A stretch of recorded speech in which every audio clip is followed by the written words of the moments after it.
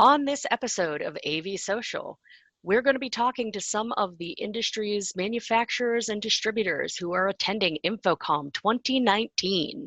It's rapidly approaching, and let's find out what the value of this show still is, how people can make the most of their time, and what, if anything, we might change. Next on AVSocial 46.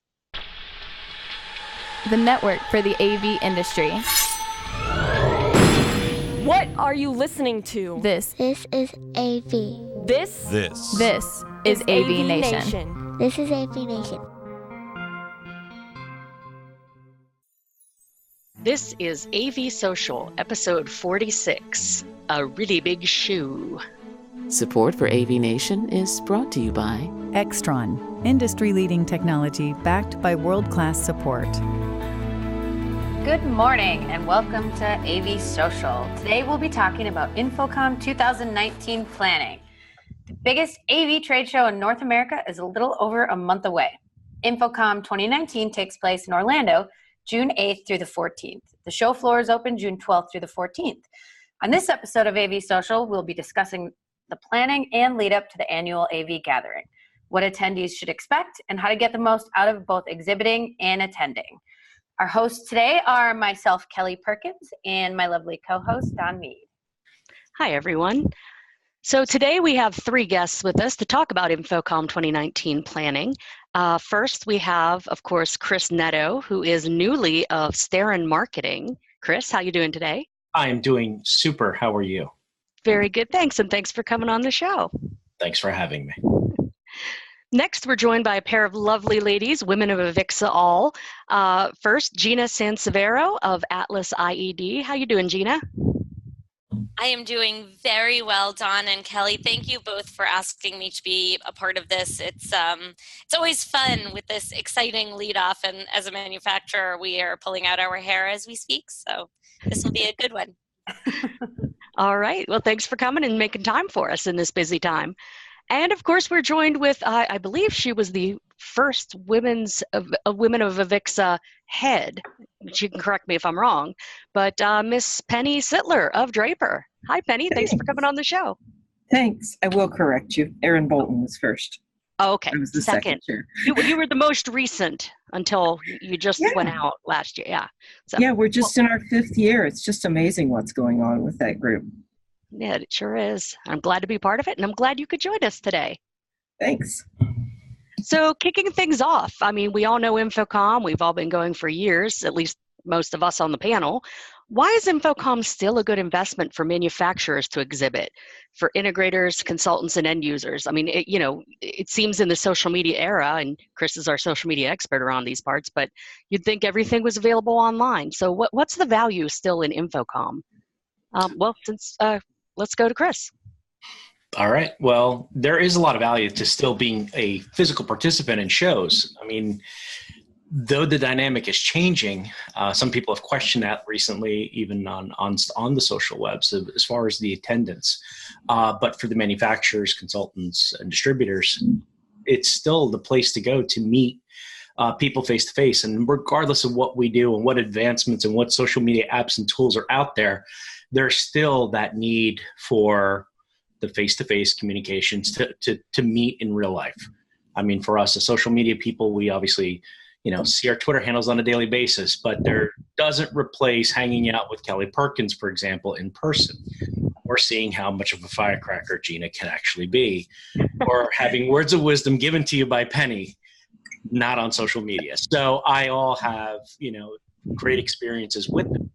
I think that it's still an essential part. As far as the investment goes, that's up to the manufacturer and the people that are actually displaying there. If they see the value in it, that could be recorded from people, booth attendance to show attendance. That's very subjective, and how people measure that and how they use it. I'm sure that there's many longtime InfoComm partners that have been showing at the show for many years that see a great value in it. And I'm sure there's some that may have some doubt. I mean, let's be honest, it is what it is. So. And I think that's true of most marketing. There's always that prove your ROI kind of thing involved. Gina, how about you? What do you see, or what does Atlas see as the value of still being and participating in InfoComm, as a manufacturer? I feel like we've had this conversation for many years ongoing, not at Atlas, but at other companies that I've been with. But it always comes back to, like Chris said, it's about those relationships. It's about making sure that we stay relevant in the eyes of the industry. It's less about product, more about energy, more about interaction. And I think that part of the draw of InfoComm is being able to see all those people in one space at one time, but we don't discount, and in fact, we put sometimes a little bit more emphasis on smaller regional shows where we really have that ability to sit down for more than about 3.5 seconds of running somebody through your booth, to kind of really either cultivate new relationships or re-engage existing relationships. So I think overall, trade shows and conferences and these regional events have a lot of value to us. It's just making the most of it and making sure that you put your resources where you find the most bang for your buck, or the most influence on your goals, right? I mean, remember when Extron left and everybody was like, oh my God, what is going on? The sky is falling, and they've really been able to remain relevant. They don't need that one trade show to really remain relevant in the industry, but they've put it into other events, and they put that money into other trade shows, and they've put that money into other regional events and training events and experiences that resonate with their audience. So I think that that's what we as manufacturers try to keep in mind. Okay, fair. Penny, how about you, from your perspective or Draper's perspective? Yeah, well, I totally have to agree that you have a lot of choices about what events you participate in and how you allocate your resources among the great big InfoComm, the great big ISE, the smaller, more regional and local events. And, I think we need to be there. There's no way around. We need to be there, but we try to make good choices about how we spend our resources and about conserving some resources for the other kinds of events where we need to be too. There's no replacing getting face-to-face with people.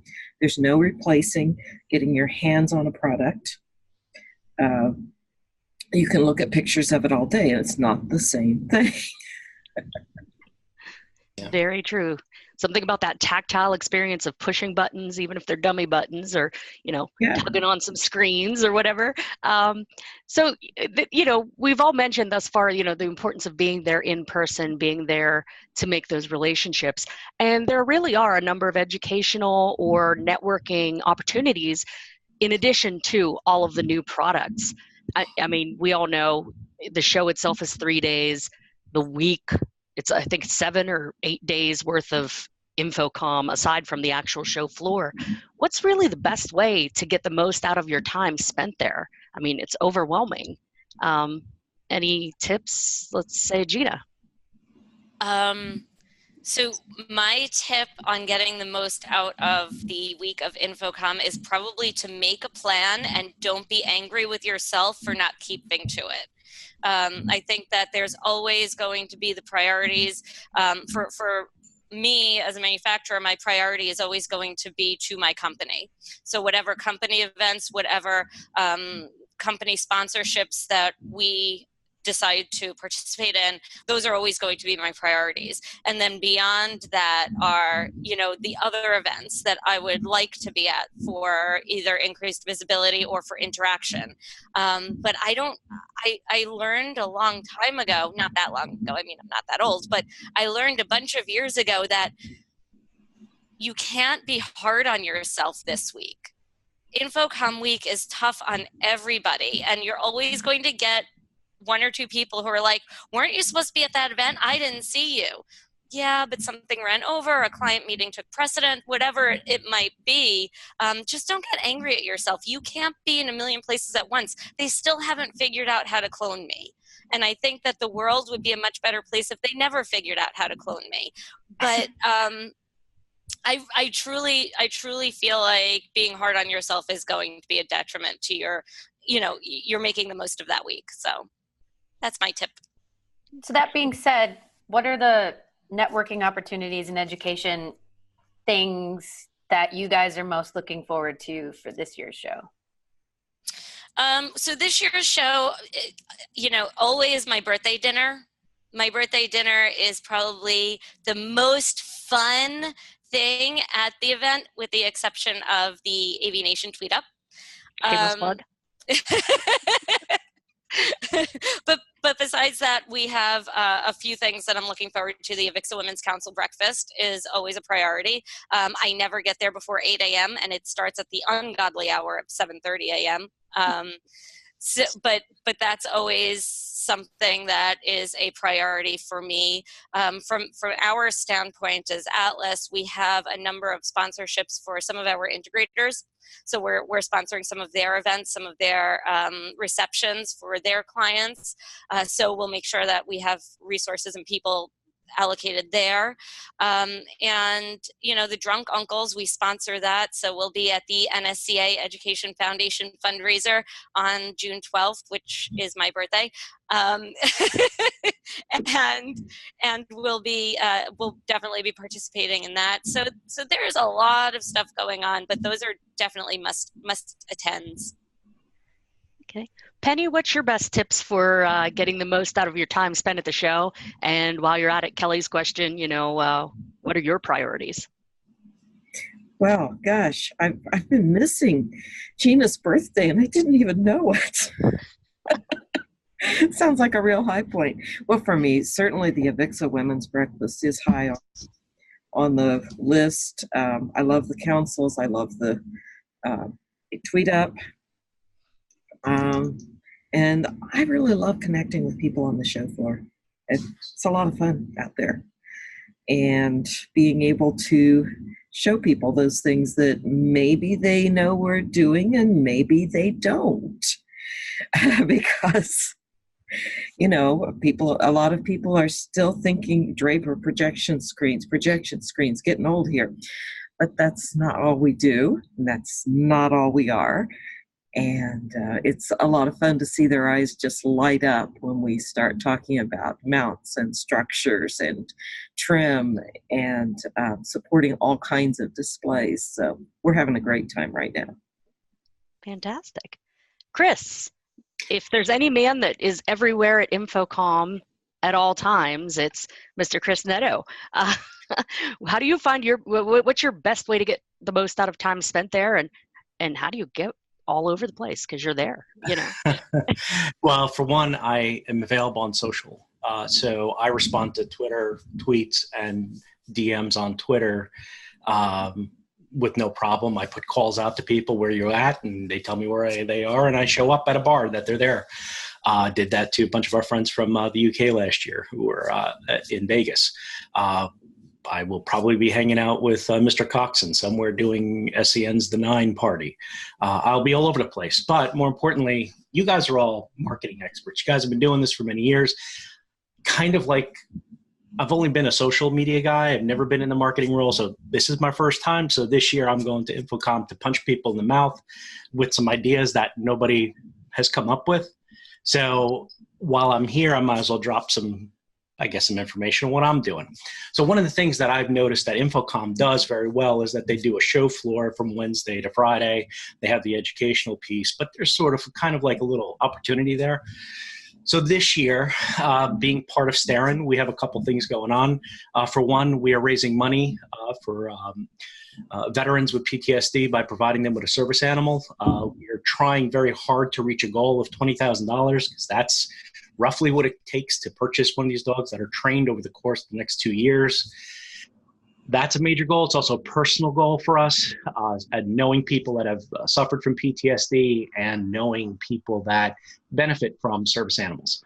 So we're pushing that, trying to get that out, trying to get awareness out there and trying to see if the community will wrap around it.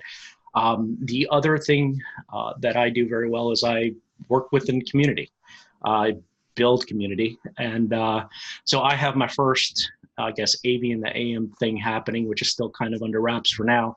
Can't give away too much of what's going on, but it is happening on Thursday morning because we are an AM bunch of people. But most importantly, one of the things that we will be doing for the first time is stretching out InfoComm by an extra 2 days. What does it mean? My InfoComm starts with a plane ride down to Atlanta. I will be in Atlanta taking a tour of the Walking Dead set. And then in typical Walking Dead, I guess, story, I'm jumping on an RV with a bunch of AV people, and I'm driving 10 hours down to Orlando, and we'll be live streaming the whole ride. So AVRV 2019 will be something that is going to happen. It will give you a look at what 10 AV nerds crammed into a bus will be. Think of it as MTV Road Rules meets AV Nerds. If you're old enough to remember MTV Road Rules. So that's the first thing that's coming out. We have some great partners and some great sponsors that have helped make this happen for Starin. So that's the first reveal. It's actually being revealed on the 29th of April when I put out some information on it. There's a couple of things, bigger ideas that I have that I'm hoping happens. But what we're trying to do is, extend the InfoComm experience to an online format and to give people a better look at, some of the things that we're anticipating happening at InfoComm. So I do have some cool people to reveal that will be there on the bus. I also have something happening at our booth, which will probably not be the first time that somebody's ever done a creation station, but we're going to reveal what Basecamp is, and you'll hear more about that as well. So I got a lot of plans. Like I said, I'm the rookie. I'm trying to make an impact. I'm trying to help Starin come out and introduce themselves as a distributor. So I kind of like to make noise, and hopefully it's not annoying, but we're going to have some fun doing it. I just can't believe that there are going to be 10 people on a bus. I have friends. No, that's awesome. Is there a shower on the bus? Absolutely. It is it's an RV. It's not I know you're from New York, right? And RVs are very uncommon in New York. We don't see them in Times Square. You don't have anywhere to store them. Yes, exactly. So this is a thing. I call it a bus, but it's more of an RV. We'll have a table. We'll have, a kitchen area type setup. I'm not going to reveal what the look of this thing is because I kind of, we tried a couple different ways of how to make this happen, but hopefully it will be fun. It'll be entertaining. If not, you're probably going to witness me doing some very stupid things because apparently I don't go down south very often. This has the potential to possibly be one of the greatest AV events ever to happen. Not at InfoComm. One of the greatest fails ever to happen. I hope you bought insurance. Some bail money. Yeah, insurance, bail money. Absolutely. I mean, if you don't try, that's the one thing that when we were talking about this idea and working this out, it's what is the one thing that, we could do that hasn't been attempted, right? And I constantly look at this sort of stuff. And this idea came up a couple of years ago, and there was no way to fund this idea before. When we started talking to our partners about this, they're like, "You're nuts! Can you make it work?" Yeah, you're insane. Mm-hmm. And you know what? If I don't do it, and if I don't push that level or that envelope, how will we know that it won't work? But I do guarantee you, if it does, next year there's going to be a lot of crammed companies into their company box vans trying to do the same thing. So let's bring it. I welcome the challenge because next year I'll just flip it and do something different. Again, fingers crossed. So that's my InfoComm. How's yours? Wow. That's pretty awesome. Everybody we have on the panel is either a manufacturer or a manufacturer's rep. One thing that, there is so much of at InfoComm is education. And I'm just going to chime in my 2 cents, having been an integrator and now an end user, the most valuable thing to a lot of us at InfoComm is taking advantage of that education. I believe Gina and Penny both said, manufacturers will also come to the smaller regional shows. You can get that face-to-face booth time at the smaller regional shows. But when you go to InfoComm, take advantage of all the geniuses, all of the subject matter experts and all of just the amazing people that are there, sitting on classes, whether they're hour-long or 3-day seminars, go for certifications. All of these things are available, and even the manufacturer training, a lot of it's like free or very close to free, sitting in a booth watching their subject matter expert talking about a particular technology. So, that's always been my kind of priority when I go to InfoComm, as well as the Women's Breakfast and the Tweet Up and the NSCA event, and all the good things that we all like to go to, and hanging out wherever Chris gets tweeted to. So moving on, we all mentioned you only get a couple seconds with people at the booth. How on earth do manufacturers get any kind of time with anybody in the booths, or what is the best way to use those? I think Gina said 3.5 seconds per person in your booth.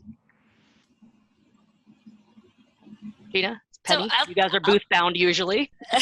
I'll start with, this year was my first year that I've ever been to ISE, and what a different culture.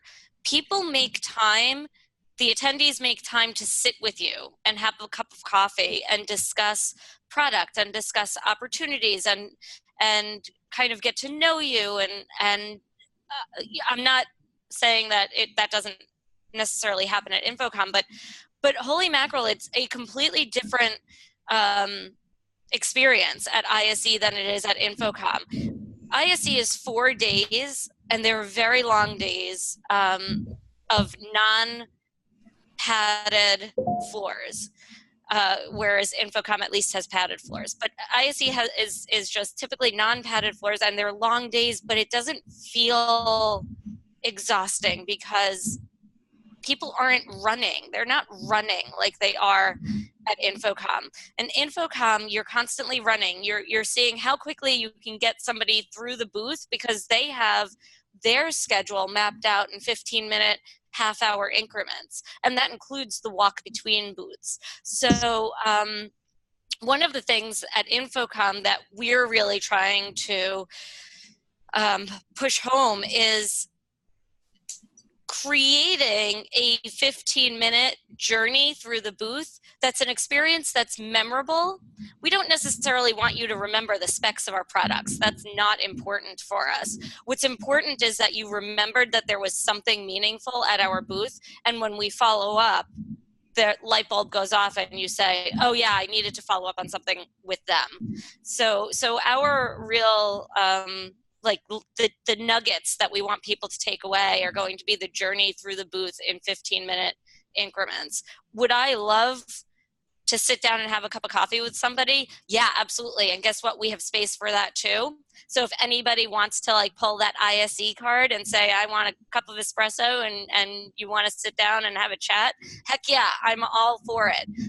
But our experience is going to be the memorable experience of walking through that booth, hitting the high points, and then kind of letting them move on. Penny, what do you guys do over at Draper to get people in that very short period of time you've got their full attention, kind of keep them engaged? Yeah, I think something really important is to understand who you're talking to and what they need. So it's important to us that we have really our top subject matter experts in the booth and people that know the market, and so they know. So our host knows who they're talking to and can help them get right to the point where they need to be. Be considerate of their time. I wanted to step back to the classes, though, because I meant to mention that on the earlier topic. This last fall, for the first time, I was in on the course selection. And Dawn, I think you've done it a lot. Others have probably done it, but this was a first for me, and it was so much fun, so exciting, and it made me want to go to the classes. And in my manufacturer role, I really don't have much chance to do that. Right. So in my perfect world, InfoComm would be longer. Nobody could stay that long, and it wouldn't be, all the classes wouldn't be the same time the show floor is, so that we'd all have more time to go where we need to go. Yeah. That is truly one of the hardest things about the show, is getting from place to place to get to all the classes and all the booths and not run your feet off. Chris, you want to jump in? Well, I mean, how to best utilize, you have to be respectful of the people that are there, and you know that they're in a rush. I've been on that side. I've been the end user. I've been the manufacturer. I've been the trainer. I've done everything in every different role at InfoComm, including, obviously doing booth reporting at one point as a volunteer. So you have a certain amount of time. There's 2 ways or 3 ways you can approach it. You can listen, for one, what they're after. What is it that the person who approached your booth is looking for? If they came in with a plan, just take it to them. Don't try to throw, I understand that, as a manufacturer, I have to talk about this thing when they only want to see that. So go right to that. Give them a business card, talk to them, treat them as a human. That's the first thing. And first and foremost, that conversation and interaction is what's most important. And you have to be respectful of their time. There's people there that have scheduled 2 meetings and are already 5 minutes late by the time they get to your meeting, or by the time they get to you, or maybe they caught their eye. So it's all about just staying relevant. And for me, I am interacting right there on the show floor. So if they're giving me a business card and I'm looking and I see certain things, I will hit them up that same night. I'm like, listen, you need a better explanation. I'm going to be here. I'll be at the lobby bar. Lobby bars is one of the best. The hotel lobbies are the best place to get quick meetings with people to explain or go a little further.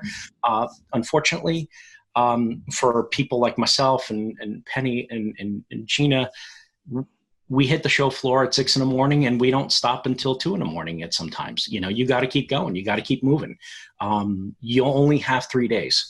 So if it means meeting after hours, meeting before hours, cup of coffee before, during, after, whatever the case is, that's why I make myself so available, right? I try not to have a set schedule myself. I mean, I have certain duties that I have to do. We have 2 booths. So I'm between 2 places. I'm in the hallway and I'm at our booth in the show floor itself. So it's hard enough to manage my own schedule. I'm just trying to, help people as they get through.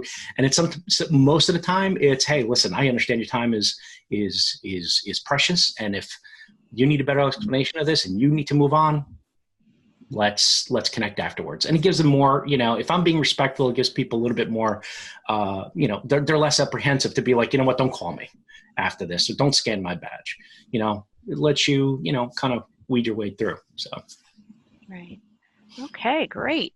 A lot of good info so far. We're kind of running short on time today, so we'll go around one more time. What is the one thing you would want to change about the InfoComm show if you were the king or queen of the universe and could do so?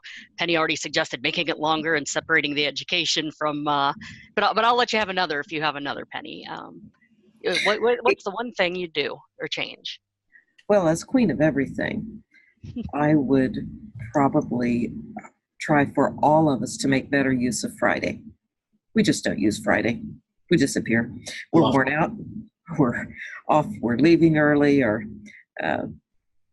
so Friday's a good opportunity. It's just out there. If you go to a booth on Friday, you will find that people are ready to come to go in depth with you if you want to. So it's a good opportunity that's being missed. Absolutely. Gina? If I were queen of InfoComm, I would reevaluate the timing. I think that June, and we say this every year, I think that June just doesn't coincide with the buying cycles of a lot of the audience that is a growing audience within InfoComm, and that's to say the education world, right? We need to, we really need to look at who is going to be the biggest growth factor for us, and then kind of let it coincide with their buying cycles, their planning scheduling, and their upgrade schedules. And I don't think that June works for that anymore. You just don't want it on your birthday. Well, it would be nice to not have to travel on my birthday, and it would also be nice to not have to go to Vegas and Orlando in the height of 110 degree weather. But those are just kind of side notes. Chris?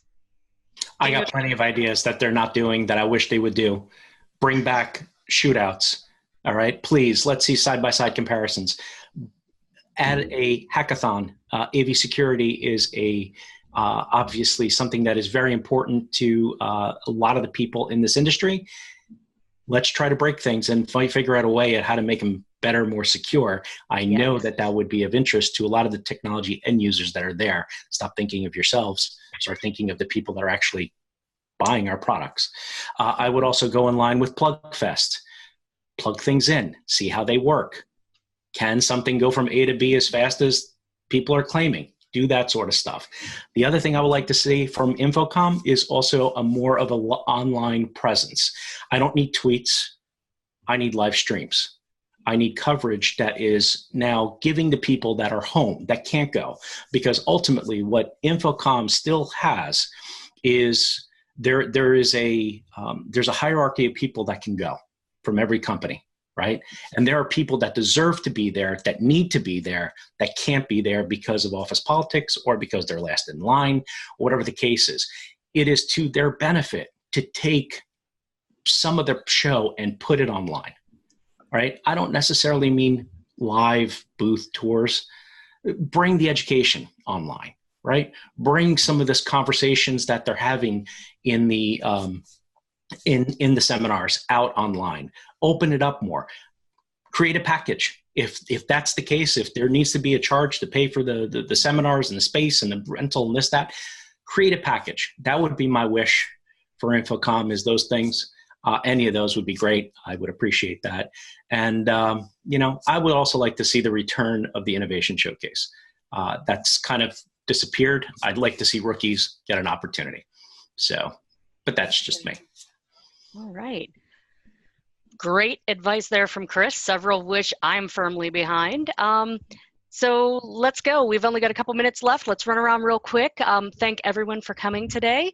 Let's start again with Gina. And where can folks find you? Booth number, social handles, website, whatever?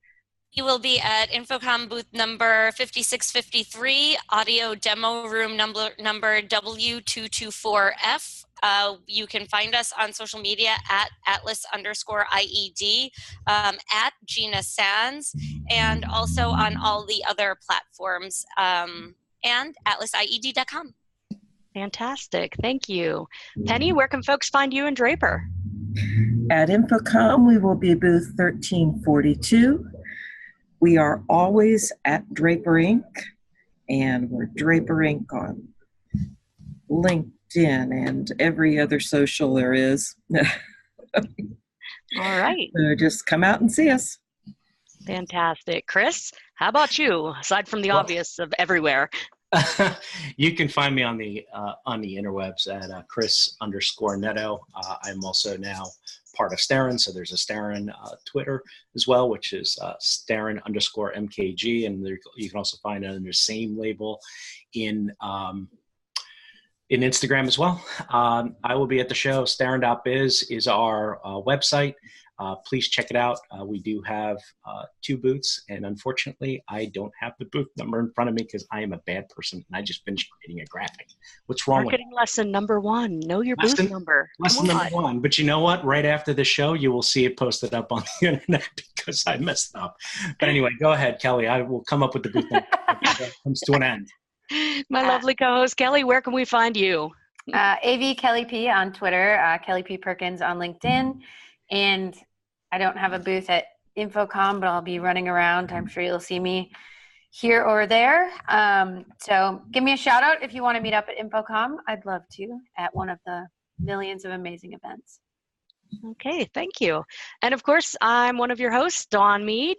I'm now an end user working for a very hush-hush secret kind of government place I can't tell you about, but I will be able to tell you that you can always find me on social media at AVDawn and here on AVNation.tv, hosting AVSocial and occasionally cropping up on some other shows. Thank you so much, and everybody enjoy your InfoComm 2019.